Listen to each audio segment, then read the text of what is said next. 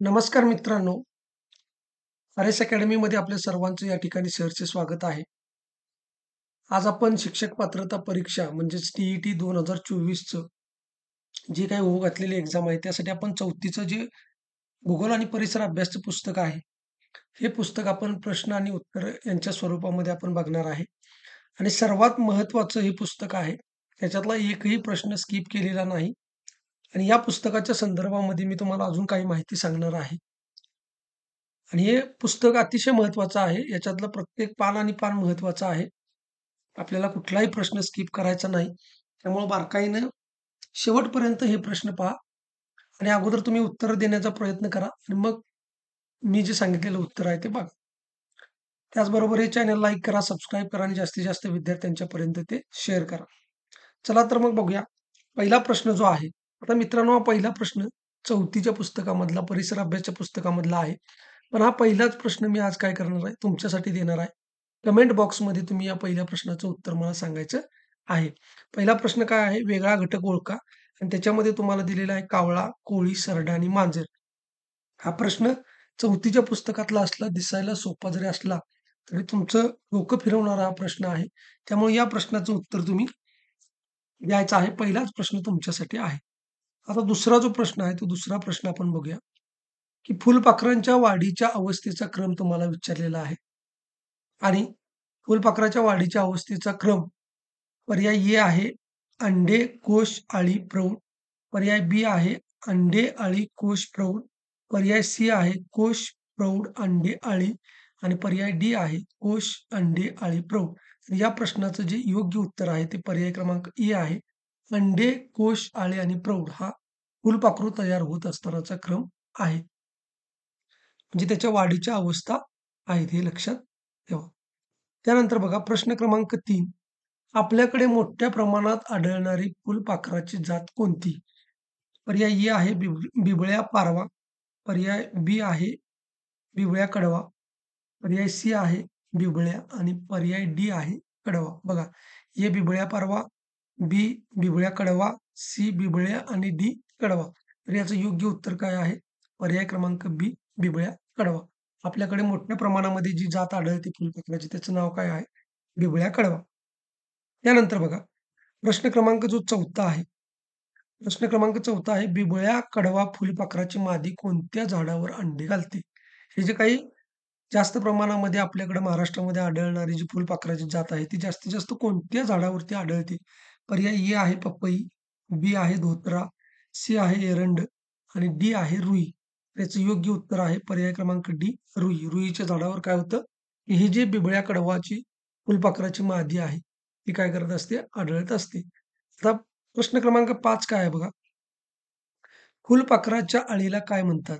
ए आहे कुशिरडा, बी आहे सुरवंट, सी आहे फुलअळी आणि डी आहे सुरवंट. या ठिकाणी पर्याय डबल झालेला आहे. परंतु याचं योग्य उत्तर काय असणार आहे बघा.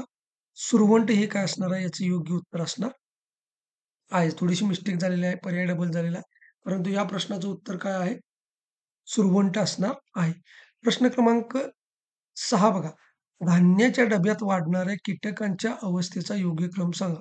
आता या ठिकाणी मगाशी आपण काय बघितलं होतं बघा. मगाशी आपण फुलपाखरांची अवस्था बघितलेली होती. या ठिकाणी आहे बघा. हा जो दुसरा प्रश्न आहे, हा कसला आहे? फुलपाखरांच्या वाढीच्या अवस्थेचा आहे आणि याच्यामध्ये उत्तर काय आहे? अंडी, कोश, अळी आणि प्रौढ. आणि इथं आता तुम्हाला जे काही धान्याचे डबे असतात, या धान्याच्या डब्यात जे काही कीटक वाढतात, तर त्यांच्या अवस्थेचा क्रम सांगायचा आहे आणि त्यामुळे इथे काय करायचं नाही, या ठिकाणी गोंधळून जायचं नाही. तर पर्याय काय आहे बघा. ए आहे अंडी, सुरवंट, कोश, प्रौढ. अंडी पर्याय बी आहे बघा. अंडी, प्रौढ, सुरवंट, कोश. पर्याय सी आहे सुरवंट, कोश, अंडी, प्रौढ आणि पर्याय डी आहे कोश, अंडी, सुरवंट आणि प्रौढ. तर याचं योग्य उत्तर काय आहे? पर्याय क्रमांक ए अंडी, सुरवंट, कोश आणि प्रौढ. मित्रांनो, हे पुस्तक किचकट आहे आणि म्हणून मी अतिशय चांगल्या पद्धतीने हे प्रश्न फ्रेम केलेले आहेत, जेणेकरून तुम्हाला कंटाळा सुद्धा येणार नाही. नाहीतर तुम्ही हे जर पुस्तक वाचायला घेतलं, तर फार मोठ्या प्रमाणात तुम्हाला कंटाळा येईल. म्हणून मी पुढं हा व्हिडिओ जाईल तसं तुम्हाला ही पुस्तक कशा पद्धतीने वाचायचं ते देखील सांगणार आहे. आता बघा, प्रश्न क्रमांक 7वा बघा. प्रश्न क्रमांक 7वा आहे, कोंबडीच्या अंड्याची पिल्ले बाहेर पडायला किती दिवसांचा कालावधी लागतो? पर्याय ए आहे 20 ते 22 दिवस. पर्याय बी आहे 22 ते 24 दिवस. पर्याय सी आहे 24 ते 26 दिवस आणि पर्याय डी आहे 26 ते 28 दिवस. तर याचं योग्य उत्तर काय आहे? पर्याय क्रमांक ए 20 ते 22 दिवस. म्हणजे कोंबडीच्या अंड्याची पिलं बाहेर यायला 20 ते 22 दिवस लागतात. प्रश्न क्रमांक 8 काय आहे बघा? जीवनातला जास्तीत जास्त वेळ झाडावर घालणाऱ्या प्राण्यांना काय म्हणतात? पर्याय ए आहे वनवासी, पर्याय बी आहे जंगलवासी, पर्याय सी आहे वृक्षवासी, पर्याय डी आहे आदिवासी. आता बऱ्याच जणांना असं वाटणार, की झाडावर जे घालवणारे वेळ घालवणारे प्राणी आहेत, त्यांना कदाचित आपण वनवासी म्हणतो. परंतु याचं योग्य उत्तर काय आहे? वृक्षवासी. कारण इथं झाडावरती म्हणलेलं आहे बघा. झाडावर म्हणून याचं उत्तर काय ना वृक्षवासी. आणि मग जंगलामध्ये असतील तर त्यांना जंगलवासी किंवा या ठिकाणी वनवासी म्हणतात. पानगळीचा ऋतू म्हणून कोणत्या ऋतूचे वर्णन केले जाते? पर्याय ए आहे उन्हाळा, बी आहे पावसाळा, पर्याय सी आहे हिवाळा आणि पर्याय डी आहे यापैकी नाही. आता या प्रश्नामध्ये बऱ्याच जणांना असं वाटू शकतं, की उन्हाळ्यामध्ये भरपूर ऊन असतं त्यामुळं झाडाची पाने गळून पडतात आणि याचं उत्तर काय असेल? उन्हाळा असेल.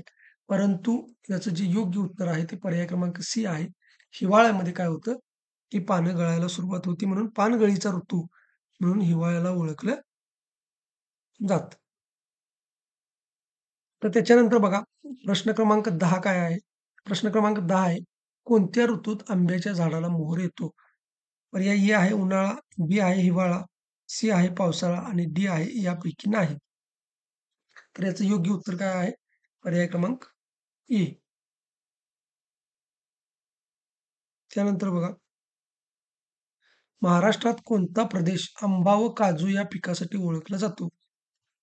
पर्याय ए आहे विदर्भ, बी आहे मराठवाडा, पर्याय सी आहे कोकण आणि पर्याय डी आहे खानदेश.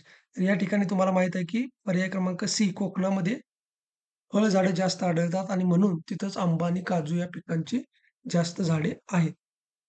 आता बघा, प्रश्न क्रमांक 12 काय आहे? प्रश्न क्रमांक 12 आहे, बेडकाची जमिनीतील झोप किती महिने चालते? पर्याय ए आहे 4 महिने, बी आहे 6 महिने, सी आहे 7 ते 8 महिने आणि डी आहे 9 ते 10 महिने. तर याचं योग्य उत्तर आहे बेडकाची जमिनीतील जी झोप आहे ती 7 ते 8 महिने चालते. प्रश्न क्रमांक 13 बघा. सांगली जिल्ह्यातील कोणत्या गावात पूर्वी प्रत्येक वाड्यात पाण्यासाठी आड बांधले जायचे? आड बांधलेले असायचे. पर्याय ए आहे मिरज, बी आहे मणेराजुरी, सी आहे आटपाडी आणि डी आहे दुधगाव. तर याचं योग्य उत्तर काय आहे? आटपाडी. त्यानंतर बघा, प्रश्न क्रमांक 14 काय आहे? या ठिकाणी तुम्हाला वेगळा घटक ओळखायला सांगितलेला आहे. त्यामध्ये बघा, काही जलप्रकल्प दिलेले आहेत. ए आहे जायकवाडी, बी आहे कोयना, सी आहे उजनी आणि डी आहे टेहरी. तर या ठिकाणी बघा, जायकवाडी, कोयना आणि उजनी हे कुठं आहेत? महाराष्ट्रामध्ये आहेत. तर टेहरी हे काय आहे? उत्तराखंडमध्ये आहे. म्हणून याचं योग्य उत्तर काय असणार? टेहरी. आता प्रश्न क्रमांक 15 बघा. साखर व मीठ, साखर आणि मीठ यांच्या मिश्रणाला काय म्हणतात? ए आहे पंचामृत, बी आहे संजीवनी अमृत, सी आहे जलसंजीवनी आणि डी आहे जलजीवनी. तर याचं योग्य उत्तर आहे जलसंजीवनी. साखर आणि मीठ साखर, मीठ आणि पाणी यांच्या मिश्रणाला काय म्हणतात? जलसंजीवनी असं म्हणतात. त्यानंतर बघा प्रश्न क्रमांक 16 इस्पितळात रुग्णाला जे सलाईन दिले जाते ते कशाचे द्रावण असते? ए आहे साखर, बी आहे मीठ, सी आहे साखर व मीठ आणि डी आहे मीठ व सोडा. तर मित्रांनो, जे आपल्याला सलाईन दिले जाते ते कशाचे मिश्रण असते? पर्याय क्रमांक बी मिठाचे. त्यानंतर बघा 17वा प्रश्न, सोडा वॉटरमध्ये कोणता वायू भरलेला असतो? ए आहे नायट्रोजन, बी आहे ऑक्सिजन, सी आहे कार्बन डायऑक्साइड आणि डी आहे हायड्रोजन. तर सोडा वॉटरमध्ये कार्बन डायऑक्साइड हा वायू भरलेला असतो. आता प्रश्न क्रमांक 18 बघा. प्रश्न क्रमांक 18 काय आहे? जे पाणी प्यायले असता आपल्या प्रकृतीला कोणत्याही प्रकारे धोका होत नाही, अशा पाण्याला काय म्हणतात? ए आहे बिनधोक पाणी, बी आहे शुद्ध पाणी, सी आहे निर्धोक पाणी आणि डी आहे निव्वळ पाणी. आता याच्यामध्ये बऱ्याच विद्यार्थ्यांना असं वाटणार, की आपल्या धोका होत नाही म्हणजे हे पाणी शुद्ध असणार. परंतु मित्रांनो याचं योग्य उत्तर काय आहे? निर्धोक पाणी. कारण बघा शुद्ध पाणी असतं ते पाणी चवीला नसतं. त्यामुळं जे निर्धोक पाणी आहे हे चवीला पण असतं आणि आपल्यासाठी ते चांगलं असतं. त्यामधून आपल्याला खनिजं वगैरे मिळत असतात. बघा, प्रश्न क्रमांक 19 काय आहे? गढूळ पाणी स्वच्छ करण्यासाठी त्यात डॉट, डॉट फिरवतात. ही आहे तुरटी, बी आहे हिंग, सी आहे वरीलपैकी दोन्ही आणि डी आहे वरीलपैकी दोन्ही नाही. तर याचं योग्य उत्तर काय आहे? तुरटी. गढूळ पाणी स्वच्छ करण्यासाठी काय फिरवतात? त्याच्यामध्ये तुरटी फिरवतात. आता प्रश्न क्रमांक 20 बघा. बिहारमधील पाटणा हे शहर कोणत्या नदीच्या काठावर आहे? ही आहे यमुना, बी आहे गंगा, सी आहे सरस्वती आणि डी आहे कावेरी. तर याच्यामध्ये याचं जे योग्य उत्तर आहे पर्याय क्रमांक बी गंगा. तर मित्रांनो अशा पद्धतीनं या चौथीच्या पुस्तकामध्ये कोणतं शहर कोणत्या नदीच्या काठावरती आहे ते दिलेलं आहे. परंतु मी इथं तुम्हाला प्रश्नांचा फॉर्मॅट कळावा म्हणून या ठिकाणी मी एकच प्रश्न घेतलेला आहे. मग तुम्ही यमुना नदीच्या काठावर कोणतं आहे, सरस्वती नदीच्या काठावरती कोणती शहरं आहेत किंवा कावेरी नदीच्या काठावरती कोणती शहरे आहेत, हे तुम्हाला या पुस्तकामध्ये जाऊन बघायचं आहे. मी अजून तुम्हाला या पुस्तकामध्ये काय गोष्टी बघायच्या आहेत ते सांगणार आहे. तुम्ही व्हिडिओ शेवटपर्यंत कंटिन्यू करा. तर बघा 21वा प्रश्न काय आहे? महाराष्ट्रातील नाशिक हे शहर कोणत्या नदीच्या काठावरती आहे? ही आहे कृष्णा, बी आहे पंचगंगा, सी आहे गोदावरी आणि डी आहे नर्मदा. तर या ठिकाणी नाशिक हे शहर गोदावरी नदीच्या काठावरती आहे. प्रश्न क्रमांक 22वा काय आहे बघा? भारताच्या किनारपट्टीच्या प्रदेशात कोणते पीक जास्त प्रमाणात घेतले जाते? ए आहे मक्का, बी आहे गहू, सी आहे तांदूळ आणि डी आहे बाजरी. तर याचं योग्य उत्तर आहे पर्याय क्रमांक सी. कारण किनारी भागामध्ये पाऊस जास्त असल्यामुळे त्या ठिकाणी तांदळाचं पीक घेतलं जातं. त्यानंतर बघा, आता मित्रांनो हे भारताच्या संदर्भामध्ये विचारलेलं आहे तुम्हाला. आता या पुस्तकामध्ये भारत आणि महाराष्ट्र असं दोन्ही संदर्भ या ठिकाणी घेतलेले आहेत. त्यामुळे तुम्हाला कन्फ्यूज व्हायचं नाही. यामध्ये प्रश्न कसा विचारलाय ते बघायचं आहे. भारताच्या किनारपट्टीवरती विचारलेला आहे का महाराष्ट्राच्या किनारपट्टीवरती विचारलेला आहे? हे तुम्ही पहिल्यांदा प्रश्न चांगल्या पद्धतीने समजून घेऊन मग त्याचं उत्तर लिहिण्याचा प्रयत्न करा. आता या ठिकाणी बघा, प्रश्न क्रमांक 23वा काय आहे? प्रश्न क्रमांक 23वा आहे, भारताच्या मध्यवर्ती भागात घेतले जाणारे प्रमुख खाद्यान्न पीक कोणते? ए आहे गहू, बी आहे तांदूळ, सी आहे ज्वारी आणि डी आहे बाजरी. तर याचं योग्य उत्तर काय आहे? पर्याय क्रमांक ए गहू. त्यानंतर बघा, प्रश्न क्रमांक 24 भारताच्या दक्षिण भागात मोठ्या प्रमाणावर कोणते पीक घेतले जाते? ए आहे तांदूळ, बी आहे नाचणी, सी आहे वरी आणि डी आहे ज्वारी. तर याचं योग्य उत्तर काय आहे? तांदूळ. तर बघा, या ठिकाणी तुम्हाला वरती दिलेलं आहे, की किनारपट्टीच्या भागामध्ये कोणतं पीक जास्त आढळतं आणि इथं खाली दिलेला आहे 24वा प्रश्न काय, की दक्षिण भागामध्ये. मग याच्यावरून तुमच्या लक्षात यायला पाहिजे, की पश्चिम आणि दक्षिण भागामध्ये तांदूळ मोठ्या प्रमाणात पीक भारतामध्ये घेतलं जातं. त्यानंतर बघा, या ठिकाणी 25वा प्रश्न बघा. गहू, तूर, सोयाबीन, मटकी अशी आपल्याला अन्नधान्याची पिकं दिलेली आहेत आणि याच्यामधून तुम्हाला वेगळा घटक ओळखायला सांगितलेलं आहे. तर पर्याय काय आहे बघा, ए आहे गहू, बी आहे तूर, सी आहे सोयाबीन आणि डी आहे मटकी. तर याचं योग्य उत्तर जे आहे मित्रांनो, ते आहे मटकी. कारण का? तर मटकी हे जे खाद्यान्न पीक आहे, हे या ठिकाणी कमी पावसाच्या प्रदेशामध्ये येतं. कमी पावसाच्या प्रदेशामध्ये येतं आणि बाकी राहिलेले हे जे काही 3 आहेत, गहू असेल, तूर असेल किंवा सोयाबीन असेल, हे मध्यम पावसाच्या प्रदेशामध्ये येतं. त्यामुळं तुम्हाला हे गट माहिती असणं आवश्यक आहे, की मध्यम पावसामध्ये कोणती पिकं येतात, जास्त पावसामध्ये कोणती पिकं येतात आणि कमी पावसाच्या प्रदेशामध्ये कोणती पिकं येतात. आणि इथं जे पुस्तकामध्ये दिलेलं आहे, तेच वाचायचं. जास्त वाचत बसायचं नाही. तर जर तुम्ही एम-पी-एस-सीची पुस्तकं वगैरे वाचायला गेला, तर याच्यामध्ये खूप काही डिटेल्स दिलेले आहेत आणि ते आवश्यक नाहीत. फक्त आपल्याला टी-ई-टीची परीक्षा आहे, हे लक्षात ठेवा. आणि त्याच्यामुळं तुम्हाला ह्याच पुस्तकामधला अभ्यास करायचा आहे. हे पुस्तक तुम्हाला प्रत्येक पान आणि पान चांगल्या पद्धतीने लक्षात ठेवायचं आहे. म्हणून मी या ठिकाणी अशा पद्धतीने प्रश्न फ्रेम केलेले आहेत, जेणेकरून कोणताही प्रश्न आपल्याकडून स्किप होऊ नये. आता बघा 6वा घटक 26वा सुद्धा प्रश्न त्याच पद्धतीचा आहे, की वेगळा घटक तुम्हाला ओळखायचा आहे. याच्यामध्ये तुम्हाला दिलेला आहे बाजरी, त्यानंतर मटकी, ज्वारी आणि नारळ. तर याच्यामध्ये योग्य उत्तर काय आहे बघा, पर्याय क्रमांक सी नारळ उत्तर आहे. कारण का? तर बघा, नारळ जे आहे नारळ, हे नारळ कसं आहे? मध्यम पावसातलं पीक आहे. मध्यम पावसातलं पीक आहे. आणि ही जी बाकीची पिकं आहेत, ही कशी आहेत? कमी पावसातली पिकं आहेत. बाकीची कशी आहेत? कमी पावसातली पिकं आहेत. त्यानंतर बघा 27वा प्रश्न काय आहे? 27वा प्रश्न आहे, वेगळा घटक ओळखा. तांदूळ, नाचणी, वरई आणि तूर याच्यापैकी तुम्हाला काय करायचं आहे? वेगळा घटक ओळखायचा आहे. तर याचे जे योग्य उत्तर आहे, ते उत्तर आहे पर्याय क्रमांक डी, तूर. कारण का? हे जे तूर आहे, आपण मगाशी बघितले की हे मध्यम पावसाच्या प्रदेशामध्ये आढळतं आणि बाकीचे जे घटक आहेत, ते कशा जास्त पावसाच्या प्रदेशामध्ये या ठिकाणी आढळतात. आता बघा, प्रश्न क्रमांक 28वा काय आहे? प्रश्न क्रमांक 28वा आहे, महाराष्ट्राच्या पठारी प्रदेशात कोणते पीक मोठ्या प्रमाणावर घेतले जाते? ए आहे ऊस, बी आहे ज्वारी, सी आहे गहू आणि डी आहे मक्का. तर पर्याय क्रमांक बी, महाराष्ट्राच्या पठारी प्रदेशावरती ज्वारीचं पीक मोठ्या प्रमाणात घेतलं जातं. तर यानंतर बघा 29वा प्रश्न आहे, वेगळा घटक ओळखायचा आहे. त्याच्यामध्ये तुम्हाला दिलेला आहे, की कापणी, मळणी, उपळणी आणि पेरणी. हा प्रश्न सोपा आहे मित्रांनो. याचं योग्य उत्तर काय आहे? याचं योग्य उत्तर आहे पेरणी. कारण हा आपण शेतामध्ये हा सगळ्यात पहिला घटक आहे पेरणी आणि त्याच्यानंतर मग पीक आल्याच्या नंतरच्या ह्या सगळ्या गोष्टी आहेत. कापणी असेल, मळणी असेल किंवा उपळणी असेल. आता प्रश्न क्रमांक 30वा काय आहे बघा. प्रश्न क्रमांक 30वा आहे. या ठिकाणी तुम्हाला जोड्या दिलेल्या आहेत आणि त्या जुळवायला सांगितलेल्या आहेत बघा. मीठ कुठे मिळतं? तर मीठ समुद्रामध्ये. त्याच्यानंतर ऊसाचं काय? शेत. मक्काने गोड्या पाण्याची तळी.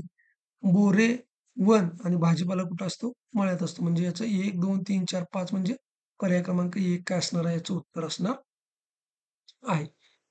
आता प्रश्न क्रमांक 31वा बघा. ज्वलनास मदत करणाऱ्या हवेतील वायूला कोणत्या नावाने ओळखले जाते? आता ज्वलनास मदत करणाऱ्या हवेतील वायूला कोणत्या नावाने ओळखले जाते? तर मित्रांनो त्याचं नाव आहे ऑक्सिजन. ऑक्सिजन हा काय करत असतो? ज्वलनास मदत करत असतो. आता बघा 32वा प्रश्न. कोणता वायू हवेमध्ये सर्वात जास्त प्रमाणात असतो? पर्याय ए आहे ऑक्सिजन, बी आहे नायट्रोजन, सी आहे आर्गॉन आणि डी आहे हेलियम. तर याचं योग्य उत्तर किती आहे? पर्याय क्रमांक बी, जवळ-जवळ 78% इतका काय असतो? नायट्रोजन हवेमध्ये असतो.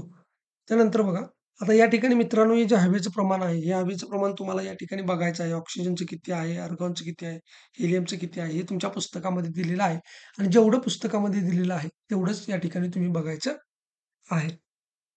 त्यानंतर बघा, प्रश्न क्रमांक 33वा काय आहे? भारतामध्ये स्वदेशी वस्तू वापरण्याची चळवळ कोणी उभा केली? ए आहे महात्मा गांधी, बी आहे लोकमान्य टिळक, सी आहे पंडित नेहरू, डी आहे सुभाषचंद्र बोस. तर याचं योग्य उत्तर आहे पर्याय क्रमांक ए, महात्मा गांधींनी भारतामध्ये स्वदेशी वस्तू वापरण्याची चळवळ उभा केली. प्रश्न क्रमांक 34वा आहे, महाराष्ट्रात प्रामुख्याने कोणती कपडे वापरली जातात? ए आहे सुती, बी आहे रेशमी, सी आहे लोकरी आणि वरीलपैकी सर्व. तर या ठिकाणी याचं योग्य उत्तर आहे महाराष्ट्रामध्ये प्रामुख्यानं म्हणलेलं आहे. या ठिकाणी लक्षात ठेवा. हा शब्द लक्षात ठेवायचा. प्रामुख्याने सुती कपडे या ठिकाणी वापरले जातात. कारण उष्ण कटिबंधामध्ये आपला महाराष्ट्र येतो. त्यामुळं सुती कपडे महाराष्ट्रात प्रामुख्याने वापरली जातात. 35वा प्रश्न काय आहे बघा. जी पोकळी डोक्याच्या आत असते त्या पोकळीला काय म्हणतात? ए आहे शिरोपोकळी, बी आहे वक्षपोकळी, सी आहे उदरपोकळी आणि डी आहे कटिपोकळी. तर याचं योग्य उत्तर काय आहे? शिरोपोकळी. आता या पुस्तकामध्ये हा टॉपिक जो आहे अवयवांचा, हा टॉपिक अतिशय किचकट आहे. परंतु हा टॉपिक आपल्याला स्किप करायचा नाही. मी या टॉपिकवरचे अजून बरेच प्रश्न तयार केले असते, परंतु तुम्हाला हा व्हिडिओ किचकट वाटेल, म्हणून मी त्यातले अगदी थोडे प्रश्न फ्रेम केलेले आहेत आणि तशाच पद्धतीनं या पुस्तकामध्ये जाऊन तुम्हाला हा टॉपिक पूर्णपणे वाचायचा आहे. नंतरच्या व्हिडिओमध्ये आपण स्पेशल त्याच्यावरती अजून व्हिडिओ बनवू. परंतु तुम्हाला हा जो काही टॉपिक आहे अवयवांच्या संदर्भामधला, हा स्किप करायचा नाही. कारण मित्रांनो टेटची एक्झाम अशी आहे, की तिथं तुम्हाला 1 मार्क सुद्धा बाहेर घेऊन जाऊ शकतो. तुम्हाला त्यामुळं 1 आणि 1 मार्क महत्त्वाचा आहे आणि हे 1-1 मार्क तुम्हाला ह्या क्रमिक पुस्तकांच्या मधूनच मिळतात हे लक्षात असू द्या. कारण प्रश्न इथूनच येतात. त्यामुळं पहिल्यांदा तुमची शालेय पुस्तकं कव्हर होणं गरजेचं आहे. चला मग पुढे बघूया. बघा, अन्नाचे पचन करणारे जठर हे कोणत्या पोकळीत असते? पर्याय ए आहे वक्ष पोकळी, सी आहे कटी पोकळी, बी आहे कटी पोकळी, सी आहे उदर पोकळी आणि डी आहे शिरो पोकळी. तर याचं योग्य उत्तर काय आहे? पर्याय क्रमांक सी, उदर पोकळी. अन्नाचे पचन करणारे जठर हे कोणत्या ठिकाणी असते? उदर पोकळी या ठिकाणी असते. आता मित्रांनो, जरासं बारकाईने लक्ष द्या, की हा प्रश्न जर तुम्हाला फिरवून दिला, समजा या ठिकाणी असं विचारलं, की मानवाच्या उदर पोकळीमध्ये खालीलपैकी कोणता अवयव असतो? आणि त्याच्यामध्ये जर तुम्हाला पर्याय दिले, की मेंदू किंवा अजून काही असेल आणि मग तिथे तुम्हाला जठर असेल, तर तुम्हाला जठर हा पर्याय या ठिकाणी काय करायचा आहे? निवडायचा आहे. तर अशा पद्धतीने प्रश्न वाचत असताना मी दिलेला आहे. हा प्रश्न जरी तुम्ही वाचत असला, तयारी करत असला, तरी तुम्ही स्वतः याच्या उलट सुद्धा प्रश्न तयार करून ते लक्षात ठेवण्याचा प्रयत्न करा. म्हणजे चांगल्या पद्धतीने तुमच्या लक्षात येईल. त्यानंतर बघा, प्रश्न क्रमांक 37, तोंडातील घास जठरापर्यंत नेणाऱ्या नळीला काय म्हणतात? ए आहे ग्रसनी, बी आहे ग्रसन नलिका, सी आहे ग्रसिका आणि डी आहे बी व सी. तर तोंडातील घास जठरापर्यंत नेणाऱ्या नळीला या ठिकाणी काय म्हणतात? ग्रसन नलिका, सॉरी ग्रास नलिका असं म्हणतात. तर प्रश्न क्रमांक 38 बघा, मानवाच्या अन्नमार्ग नलिकेची लांबी किती मीटर असते? ए आहे 6 मीटर, बी आहे 7 मीटर, सी आहे 8 मीटर आणि डी आहे 9 मीटर. तर याचं योग्य उत्तर आहे पर्याय क्रमांक डी, 9 मीटर. आता या ठिकाणी बघा, 39, हृदयाचे आकुंचन म्हणजे हृदयाचे आकारमान कमी होणे, हृदयाचे आकारमान वाढणे. त्यानंतर पर्याय क्रमांक सी आहे हृदयाचे आकारमान कमी जास्त होणे. आणि बघा, पर्याय क्रमांक डी या ठिकाणी आहे हृदयाचे आकारमान स्थिर राहणे. तर याचं योग्य जे उत्तर आहे, ते उत्तर काय आहे? हृदयाचे आकारमान कमी होणे. आता या ठिकाणी बघा, या ठिकाणी जर तुम्हाला हृदयाचे प्रसरण विचारले, हृदयाचे प्रसरण, तर हे सुद्धा तुम्हाला माहीत असणं आवश्यक आहे. हृदयाचे आकारमान वाढणे आणि हे तुमच्या पुस्तकामध्ये दिलेलं आहे. ते चांगल्या पद्धतीने तुम्ही बघून घ्या. त्यानंतर बघा, प्रश्न क्रमांक 40, श्वसन नलिकेला जे 2 फाटे फुटतात त्यांना काय म्हणून ओळखले जाते? ए आहे श्वास नलिका, बी आहे श्वसनी, सी आहे ग्रास नलिका आणि डी आहे ग्रसनी. तर श्वसन नलिकेला जे 2 फाटे फुटतात त्यांना श्वसनी म्हणून ओळखले जाते. पर्याय क्रमांक बी. बघा, आपल्या मेंदूचे स्थान कोणत्या पोकळीत असते? ए आहे शिरोपोकळी, बी आहे वक्ष पोकळी, सी आहे उदर पोकळी आणि डी आहे यापैकी नाही. तर याचं जे योग्य उत्तर आहे ते आहे शिरोपोकळी. मेंदू कोणत्या पोकळीत असतो? शिरोपोकळीत असतो. त्याच्यानंतर पुढचा प्रश्न आहे बघा, जोड्या लावायला दिलेला आहे, की रक्तपुरवठा, श्वसन, घास जठरापर्यंत पोहोचवणे, हालचालीवर नियंत्रण आणि या ठिकाणी तुम्हाला दिलेलं आहे अन्ननलिका, हृदय, मेंदू आणि फुफ्फुस. तर हे कार्य कोण करतं? रक्तपुरवठ्याचं कार्य या ठिकाणी हृदय करत असतं. श्वसनाचं कार्य फुफ्फुस, त्यानंतर जठरापर्यंत घास पोहोचवण्याचं काम अन्ननलिका करत असते आणि हालचालीवर नियंत्रण ठेवण्याचं काम मेंदू करत असतो. म्हणजे रक्तपुरवठा या ठिकाणी बघा 2, 4, 1, 3. पर्याय क्रमांक 1 असणार आहे, त्याचं उत्तर असणार आहे. आता प्रश्न क्रमांक 42 बघा, जखम स्वच्छ पाण्याने धुवून कोरडी झाल्यानंतर त्यावरती लगेच डॉट डॉट लावावे. ए आहे आयोडीन, बी आहे टिंक्चर आयोडीन, सी आहे फिनेल आणि डी आहे वरीलपैकी सर्व. तर याचं योग्य उत्तर काय आहे? पर्याय क्रमांक बी, टिंक्चर आयोडीन. त्यानंतर बघा, उनप देव हा गरम पाण्याचा झरा कोणत्या जिल्ह्यात येतो? प्रश्न क्रमांक 43. आता हे मित्रांनो प्रकरण क्रमांक 14 आहे. प्रकरण क्रमांक 14 आणि या 14 मध्ये जो तुम्हाला नकाशा दिलेला आहे, हा नकाशा तुम्हाला बारकाईने अभ्यासाचा आहे. कारण या नकाशावरती जेवढे या पुस्तकामध्ये नकाशे दिलेले आहेत, त्या नकाशावरती तुम्हाला प्रश्न येतो म्हणजे येतो म्हणजे येतोच. त्यामुळे नकाशामध्ये ज्या काही गोष्टी दिलेल्या आहेत, त्या गोष्टी तुम्हाला 2 पाठच पाहिजेत. त्याच्यावरती तुम्ही प्रॅक्टिस करा. आपल्याकडे भरपूर वेळ आहे, अजून 2 महिने आहेत. त्याच्यामुळं तुम्ही ते जे काही नकाशे आहेत, मित्रांनो एक गोष्ट लक्षात ठेवा, आपल्या हातातले मार्क सोडून जर आपण दुसरीकडे भरकटत गेलो, तर आपला अभ्यास कंप्लीट होत नाही. त्यामुळं हे जे जी-केचे प्रश्न आहेत तुम्हाला येणारे, ते ह्या शालेय पुस्तकामधूनच येणार आहेत. परंतु तुम्ही जर फक्त पाठ वाचत गेला आणि नकाशे जर नाही बघितले तर त्याचा उपयोग होणार नाही. कारण तुम्हाला त्या नकाशावरती प्रश्न विचारलेले असतात. आणि म्हणून तुम्हाला हा जो प्रकरण क्रमांक 14तला जो नकाशा आहे, तो नकाशा तोंडपाठ असणं आवश्यक आहे. त्याच्यावरचे जे काही प्रश्न आहेत, ते प्रश्न चांगल्या पद्धतीने तुम्ही बघून घ्या. उनबदेव हा गरम पाण्याचा झरा कोणत्या जिल्ह्यात येतो? ए आहे ठाणे, बी आहे जळगाव, सी आहे रत्नागिरी आणि डी आहे पालघर. तर याचं योग्य उत्तर आहे जळगाव जिल्ह्यामध्ये उनबदेव हा गरम पाण्याचा झरा आहे. प्रश्न क्रमांक 44 बघा. पितळखोरा लेणी कोणत्या जिल्ह्यामध्ये आहे? ए आहे छत्रपती संभाजीनगर, बी आहे नांदेड, सी आहे कोल्हापूर आणि डी आहे सांगली. आता या ठिकाणी जी काही जुनी पुस्तकं आहेत त्याच्यामध्ये औरंगाबाद असा उल्लेख आहे. औरंगाबाद. परंतु आता याचं नाव बदलून काय झालेलं आहे? छत्रपती संभाजीनगर झालेलं आहे. त्यामुळं पित्तळखोरा लेणी जर पर्याय तुम्हाला छत्रपती संभाजीनगर आला तर तोच लिहायचा. नसेल तर मग याचं उत्तर जर औरंगाबाद आलं असेल, तर काय करायचं? औरंगाबाद लिहून टाकायचं. त्यानंतर बघा प्रश्न क्रमांक 45 कंधार किल्ला कोणत्या जिल्ह्यात येतो? पर्याय ए आहे सांगली, बी आहे बुलढाणा, सी आहे नांदेड आणि डी आहे यवतमाळ. तर याचं योग्य उत्तर आहे पर्याय क्रमांक सी नांदेड. त्यानंतर बघा, केळगाव हे विमान वाहतूक केंद्र कोणत्या जिल्ह्यात येते? ए आहे मुंबई, बी आहे पुणे, सी आहे नाशिक, डी आहे कोल्हापूर. तर याचं उत्तर काय आहे? केळगाव हे कोणत्या जिल्ह्यामध्ये येतं? पुणे जिल्ह्यामध्ये हे विमान वाहतूक केंद्र आहे. आता हे जे काही प्रश्न आहेत, ते नकाशावरचे प्रश्न आहेत.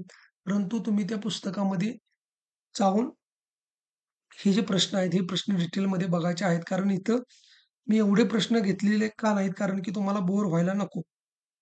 ठराविक जे मला इम्पोर्टंट वाटतात परीक्षेच्या दृष्टीने ते मी घेतलेले आहेतच. परंतु अजून तुम्हाला पुस्तकामध्ये जाऊन ते नकाशे बघणं फार गरजेचं आहे. त्यानंतर बघा 47वा प्रश्न. वसई बंदर कोणत्या जिल्ह्यात येते? ए आहे ठाणे, बी आहे पालघर, सी आहे सिंधुदुर्ग आणि डी आहे रायगड. तर याचं योग्य उत्तर काय आहे? पालघर आहे.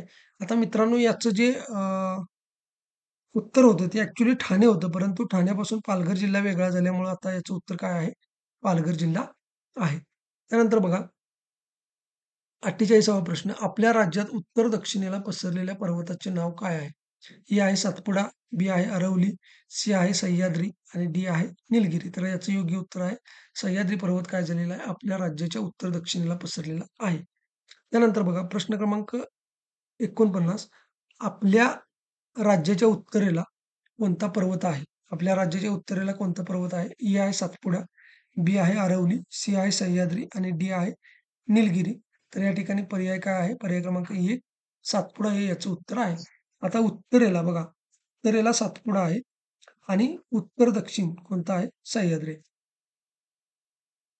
त्यानंतर बघा, महाराष्ट्र राज्यात पूर्वेकडून पश्चिमेकडे वाहणारी नदी कोणती? ए आहे गोदावरी, बी आहे कृष्णा, सी आहे कावेरी आणि डी आहे तापी.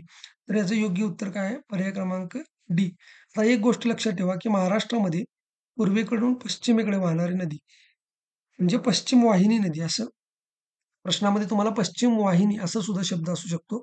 तर आपल्या महाराष्ट्रामध्ये पश्चिम वाहिनी नद्या 2 आहेत. एक म्हणजे तापी आणि दुसरी नर्मदा. जर पर्यायामध्ये तापी असेल तर ठीक, नसेल जर नर्मदा असेल तर तुम्हाला हे सुद्धा उत्तर लिहायचं आहे किंवा पर्यायामध्ये असे दोन्ही शब्द देऊन सुद्धा हा प्रश्न या ठिकाणी फ्रेम केला जाऊ शकतो. त्यानंतर बघा प्रश्न क्रमांक 51. कोल्हापूर रत्नागिरी महामार्गावरती कोणता घाट लागतो? ए आहे पालघाट, बी आहे बोरघाट, सी आहे आंबा घाट, डी आहे दिवे घाट. तर याचं योग्य उत्तर आहे पर्याय क्रमांक सी आंबा घाट. आता आपला एक व्हिडिओ आहे आपल्या चॅनेलवरती. त्याच्यामध्ये हे घाट महाराष्ट्रातून जाणारे कशा पद्धतीने लक्षात ठेवायचे, हे मी सांगितलेलं आहे. खाली डिस्क्रिप्शन बॉक्समध्ये जाऊन तो व्हिडिओ तुम्ही चांगल्या पद्धतीनं बघू शकता. कोणताही घाट तुमचा विसरणार नाही. आणि इथे जर तुम्हाला लक्षात ठेवायचं असेल तर आंब्याची कोर असं लक्षात ठेवा. आंब्याची कोर. को म्हणजे कोल्हापूर, र म्हणजे रत्नागिरी. त्यानंतर बघा प्रश्न क्रमांक 52. काटेपूर्णा नदी कोणत्या जिल्ह्यात वाहते? कोणत्या जिल्ह्यातून वाहते? ए आहे परभणी, बी आहे अकोला, सी आहे यवतमाळ आणि डी आहे बुलढाणा. तर याचं योग्य उत्तर आहे पर्याय क्रमांक ए अकोला. आता बघा प्रश्न क्रमांक 53 काय आहे? प्रश्न क्रमांक 53 आहे. महाराष्ट्रातील सर्वात उंच शिखर कळसुबाईची उंची किती आहे? ए आहे 1646 मीटर, बी आहे 1630 मीटर, सी आहे 1645 मीटर आणि डी आहे 1644 मीटर. तर याचं योग्य जे उत्तर आहे, ते उत्तर आहे 1646 मीटर. आता मित्रांनो, याचा सुद्धा व्हिडिओ, महाराष्ट्रातील जी काही उंच शिखरं आहेत, ती कशा पद्धतीने लक्षात ठेवायची, कोणतं शिखर कोणत्या जिल्ह्यामध्ये येतं, त्यांच्या उंचीचा क्रम कसा आहे, ह्या सगळ्या गोष्टी आपण त्या व्हिडिओच्या माध्यमातून दिलेल्या आहेत. अतिशय सुंदर अशा ट्रिक्स आहेत, त्या तुमच्या लक्षात राहतील. कोणताही प्रश्न विसरणार नाही. त्यामुळे हा व्हिडिओ सुद्धा तुम्ही बघा आणि या ठिकाणी लक्षात ठेवा, इथं प्रश्न काय फ्रेम केलेला आहे, की महाराष्ट्रातील सर्वात उंच शिखर कळसुबाची उंची तुम्हाला विचारलेली आहे. कदाचित तुम्हाला महाराष्ट्रातील सर्वात उंच शिखर कोणतं, असा ज्यावेळेस प्रश्न विचारला जाईल, त्यावेळेला त्याचं उत्तर काय येईल? कळसुबाई. तर अशा पद्धतीनं हे जे प्रश्न आहेत, हे प्रश्न फक्त तुम्ही मी दिल्या अशाच पद्धतीने न वाचता त्याच्यामध्ये अजून काही प्रश्न तयार होतात. तर ते प्रश्न सुद्धा तुम्ही स्वतः तयार करायला शिकलं पाहिजे. आता बघा, महाराष्ट्रातील सातपुडा पर्वतरांगेतील सर्वात उंच शिखर कोणते? ए आहे धुपगड, बी आहे अस्तंबा, सी आहे बैराट आणि डी आहे कळसुबाई. तर याचं जे योग्य उत्तर आहे, बऱ्याच जणांना वाटणार की धुपगड, परंतु याचं उत्तर आहे अस्तंबा. कारण तुम्हाला या ठिकाणी बघा, महाराष्ट्रातील विचारलं आहे.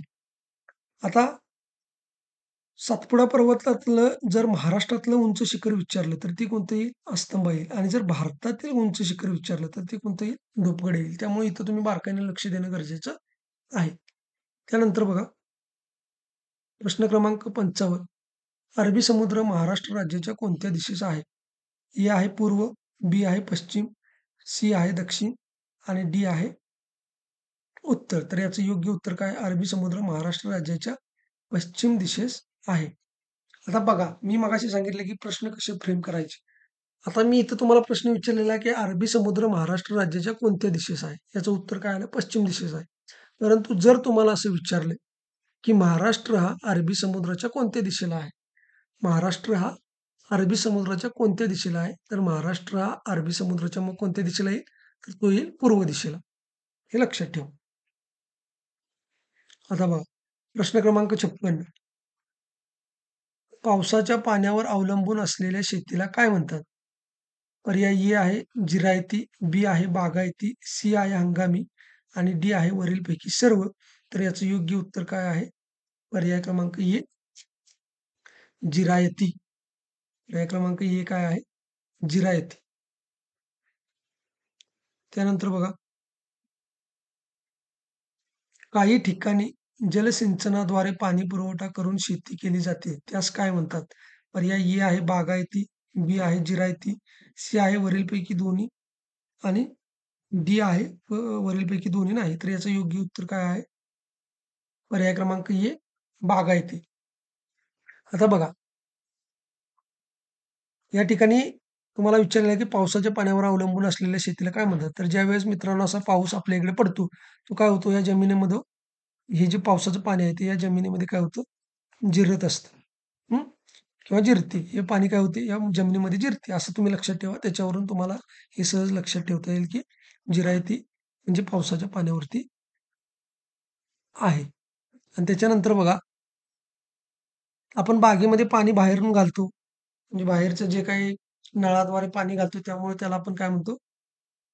बागायती शेती असं म्हणतो. हे तुम्ही लक्षात ठेवा, की बाहेरून ज्यावेळेस पाणी पुरवठा केला जातो, बाहेरून आपण बागेमध्ये बघा, बाहेरून आपण पाणी, नळाचं पाणी आणून त्या बागेला घालत असतो. तर अशा पद्धतीने तुम्ही लक्षात ठेवू शकता, की जिरायती शेती आणि बागायती शेती कशाला म्हणायची. तर शेतीचा खरीप हंगाम कोणत्या ऋतूत असतो? 58वा प्रश्न आहे. ए आहे उन्हाळा, बी आहे पावसाळा, सी आहे हिवाळा आणि डी वरीलपैकी सर्व. तर याचं योग्य उत्तर काय आहे? पावसाळा. आता पाऊस म्हटलं की बघा, पाऊस. पाऊस म्हटलं की काय होते? रिपरिप चालू होते आणि याच्यावरून तुम्ही या ठिकाणी लक्षात ठेवू शकता, खरीप हंगाम हा पावसाळा ऋतूमध्ये असतो. त्यानंतर बघा, शेतीचा रब्बी हंगाम कोणत्या ऋतूत असतो? ए आहे उन्हाळा, बी आहे पावसाळा, सी आहे हिवाळा आणि डी आहे वरीलपैकी सर्व. तर याचं जे योग्य उत्तर आहे, ते काय आहे? हिवाळा. हिवाळ्यामध्ये शेतीचा रब्बी हंगाम असतो. आता प्रश्न क्रमांक 60. धुळे जिल्ह्यात प्रामुख्याने कोणते पीक घेतले जाते? आता मी मगाशी सांगितलं, की हे प्रश्न नकाशावरचे आहेत.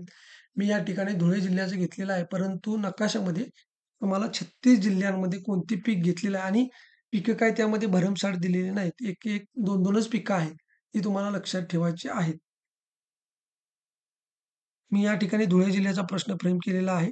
अशा पद्धतीनं तुम्हाला जी काही 36 जिल्हे आहेत, त्या जिल्ह्यांमध्ये मुख्य कोणती पिकं आहेत ती बघायची आहेत. कारण मित्रांनो 1 आणि 1 मार्क इथं महत्त्वाचा आहे. पॉइंटमध्ये जरी तुम्ही गेलात, तर तुमची संधी हुकलेली आहे. कारण अजून शिक्षक भरती आहे. पुढं शिक्षक भरतीची पदं पण जास्त आहेत. त्यामुळं एकदम सीरियस होऊन या सगळ्या गोष्टी तुम्ही अभ्यासल्या पाहिजेत. तर बघा, धुळे जिल्ह्यात प्रामुख्याने कोणते पीक घेतले जाते? ए आहे ऊस, बी आहे नाचणी, सी आहे ज्वारी आणि डी आहे कापूस. तर याचं योग्य उत्तर काय आहे? कापूस. त्यानंतर बघा, महाराष्ट्राच्या कोणत्या भागात अहिराणी भाषा बोलली जाते?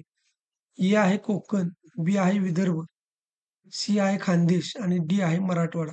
तर महाराष्ट्राच्या खानदेश या भागामध्ये अहिराणी बोलली जाते.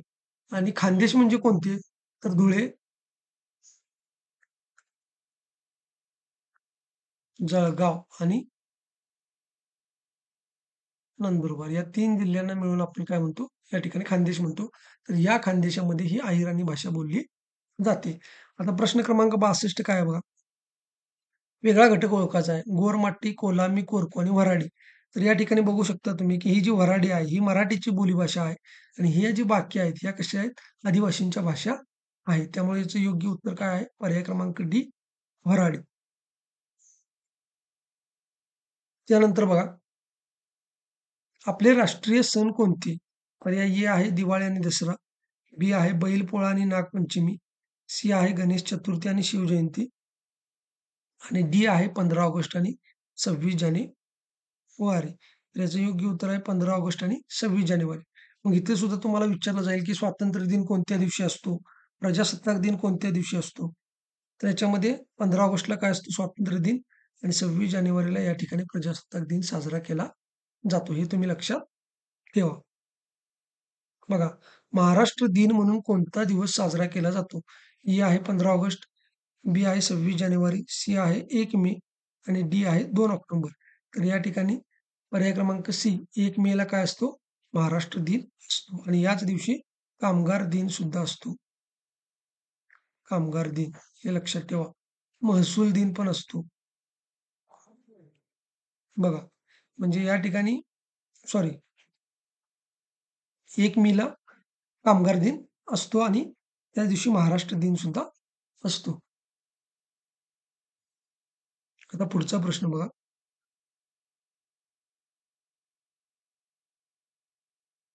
खालीलपैकी कोणती नदी महाराष्ट्रातून उत्तरेकडून दक्षिणेकडे वाहते?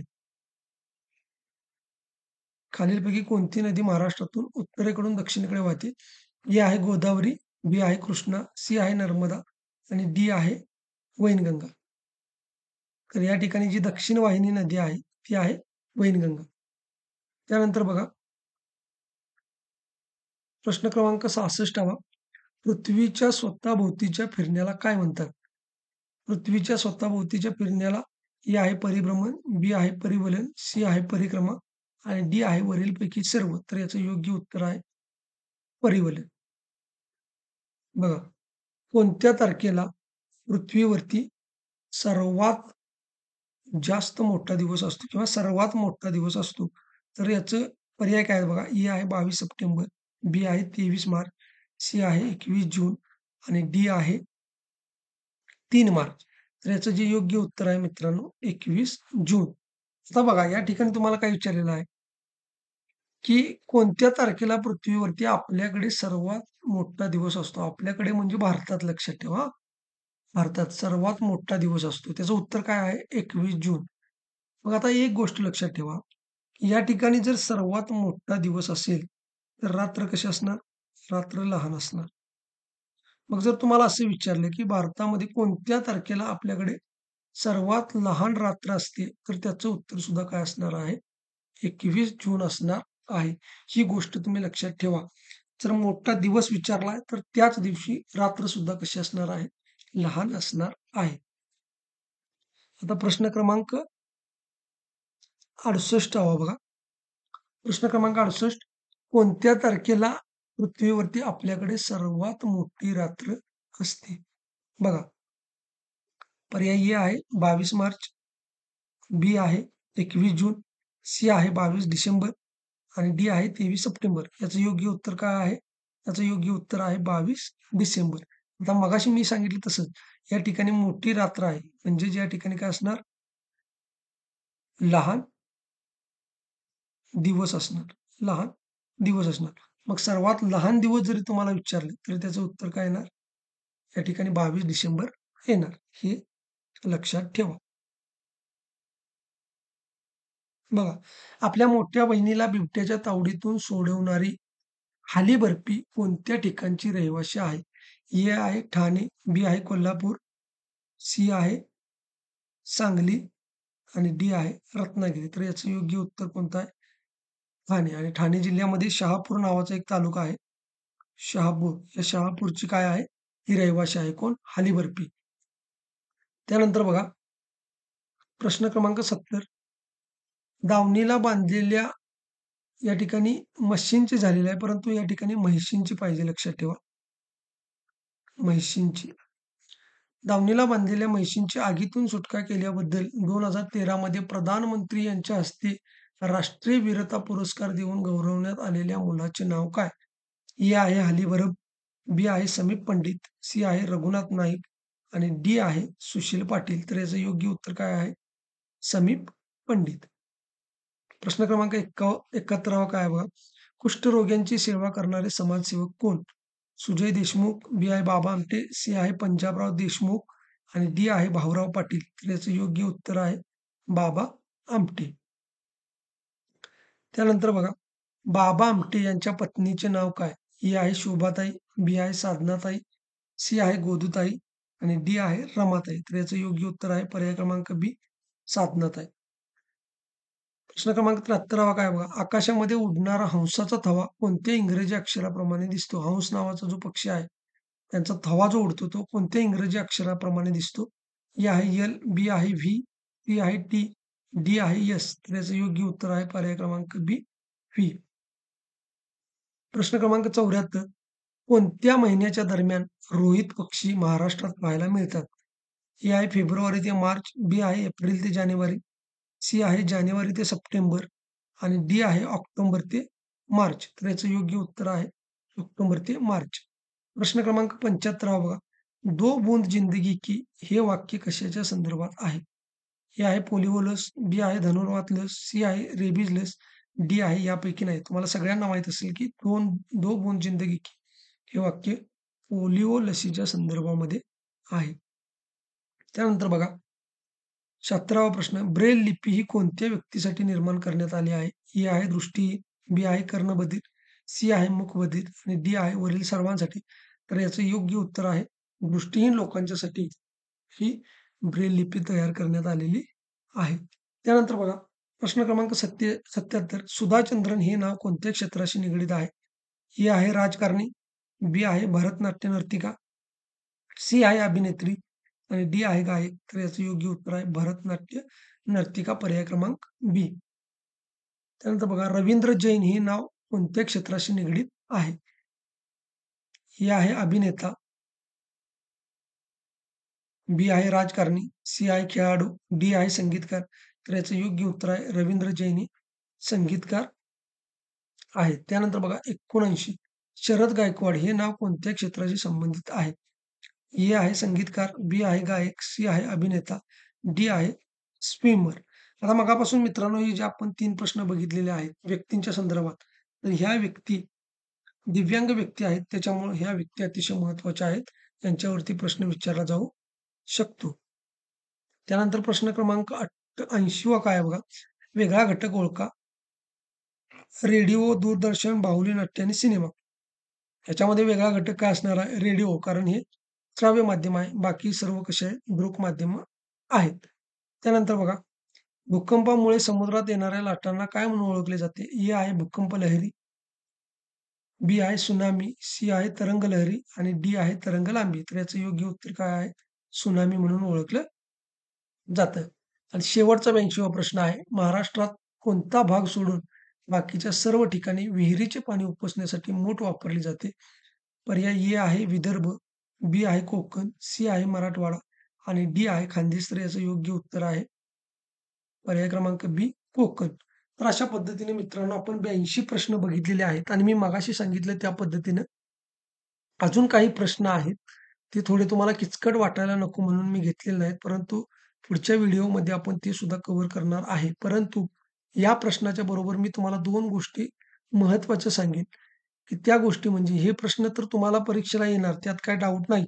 परंतु जे काही या पुस्तकामध्ये तुम्हाला नकाशे दिलेले आहेत, त्या नकाशावरचे जे प्रश्न आहेत, ते सर्व प्रश्न या ठिकाणी तुम्हाला बघायचे आहेत. काय-काय सांगितलं बघा. एक आहे ते म्हणजे नकाशा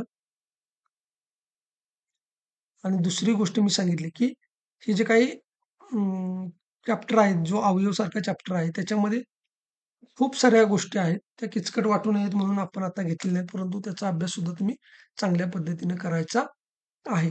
जर व्हिडिओ चांगला वाटला असेल, तर लाईक करा आणि तुम्हाला तुमच्या काय अडचणी वाटत असतील, त्या नक्की कमेंटमध्ये कळवा. येणाऱ्या परीक्षेपर्यंत आपल्याला संपूर्ण सिलेबस जो क्रमिकचा आहे, तो पूर्ण करायचा आहे. धन्यवाद.